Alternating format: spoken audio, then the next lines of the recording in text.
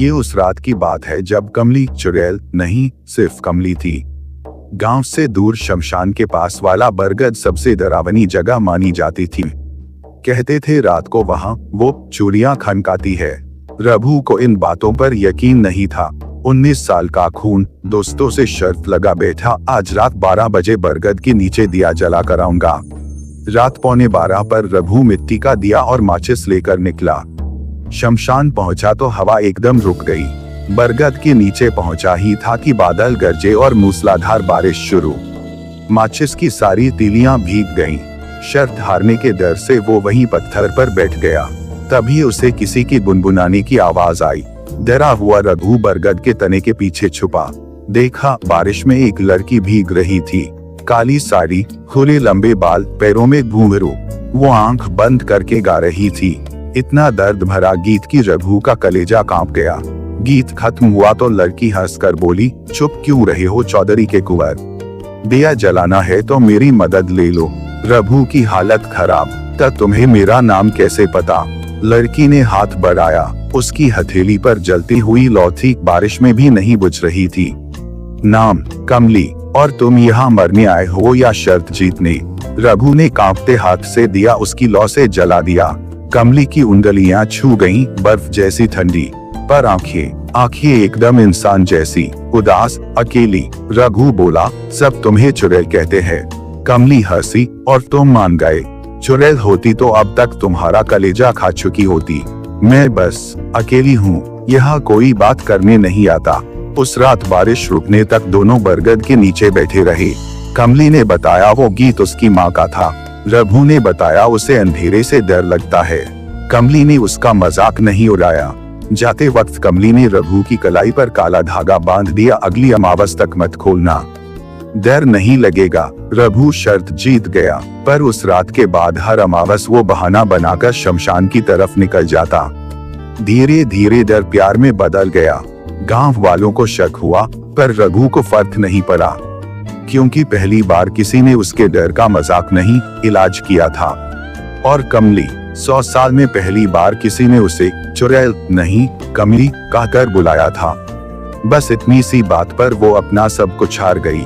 यही वो रात थी जहां प्यार शुरू हुआ था, और उसी बरगद के नीचे खत्म भी। बताओ, रघु और कमली की दूसरी मुलाकात की कहानी सुननी है। उसमें कमली रघु को शमशान की दुनिया दिखाती है, भूत।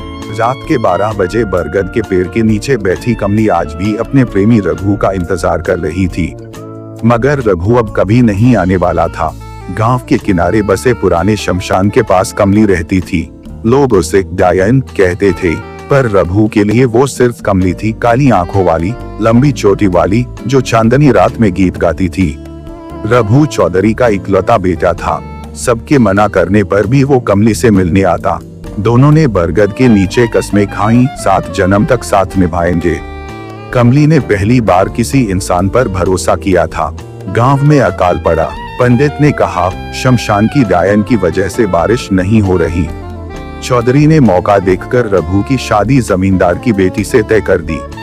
रघु डर गया। आखिरी बार कमली से मिलने आया और बोला, तू चुड़ैल है, तेरे साथ रहा तो मेरा परिवार मर जाएगा। कमली गिड़गिड़ाई, मैं चुड़ैल नहीं, बस तुझसे प्यार करती हूँ। पर रघु ने उसके हाथ से काला धागा तोड़ दिया, वही धागा जो कमली ने अपनी जान से सींचकर उसके लिए बनाया था। उसी रात गांव वालों ने कमली को बरगद से बांधकर जिंदा जला दिया। मरते वक्त वो सिर्फ एक बात चिल्लाई, तारांकन तारांकन, बेवफाई की सजा मौत से भी बदतर होगी रघु, तारांकन तारांकन। रघु की शादी के ठीक 7 दिन बाद खेव शुरू हुआ। पहली रात दुल्हन ने आईने में कमली को देखा, काली साड़ी, खुले बाल, पैर ओटे। दूसरी रात रघु के कमरे में किसी ने कोयले से लिखा, 7 जन्म का वादा था ना। तीसरी रात रघु का नवजात भतीजा गायब। सुबह बरगद के नीचे उसकी पायल मिली। गांव में एक एक करके चौधरी के खानदान के मर्द मरने लगे। सबकी लाश बरगद के नीचे मिलती, आंखें खुली हुई, चेहरा खौफ से नीला और गले पर काली धागे के निशान। आखिरी बचा रघु। अमावस की रात वो बरगद के पास गया माफी मांगने। कमली आई, सफेद आंखें, जली हुई साड़ी, हाथ में वही टूटा हुआ काला धागा। बोली, प्यार किया था तो चुड़ैल को भी सीने से लगाया था, डर लगा तो जला दिया।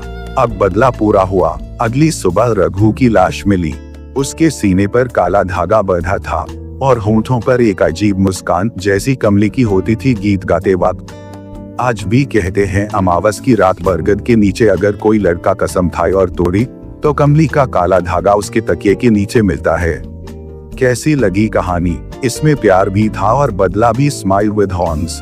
ऐसे ही प्यार और डरावनी कहानी सुनने के लिए हमारे चैनल को सब्सक्राइब करिए और कहानी पसंद आए तो लाइक करना मत भूलना और दोस्तों को डरने के लिए शेयर जरूर करें। मिलती है ऐसे ही और कहानी में। धन्यवाद।